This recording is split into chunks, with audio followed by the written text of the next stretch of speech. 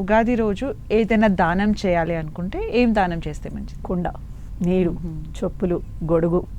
వచ్చేది వేసవకాలం కదా, అయితే ఇవాళ రోజున అందరం చలివేంద్ర కేంద్రాలు ఏర్పాటు చేయలేం కదా, తాగేవాడు కూడా అందరింటి ముందు చలివేంద్ర కేంద్రం పెడితే కదా.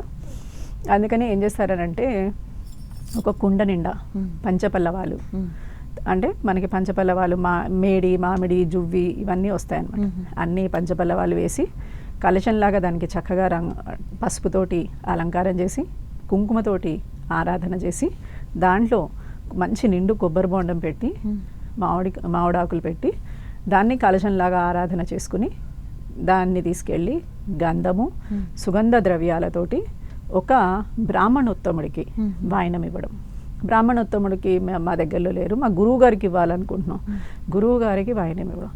ఇలా వాయనం ఇస్తే కనుక మీరు సంవత్సరం పొడుగునా మీరు అందరికీ మంచినీళ్ళు బయట నుంచుని, రోడ్డు మీద పోయే వాళ్ళకి నుంచుని మనం ఇచ్చినట్టుగా ఫలితం వస్తుంది.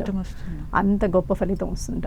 అంటే మనం నిత్యం కలికాలం కాబట్టి మనం పని చేసుకుంటాము కాబట్టి ఎవరు ఇలాంటి పనులు చేయలేరు అని చెప్పి మన ఋషులకు ఇది కూడా తెలుసు. అందుకనే వారు ముందే దానికి కావాల్సిన దారిని కూడా ఏర్పాటు చేశారు.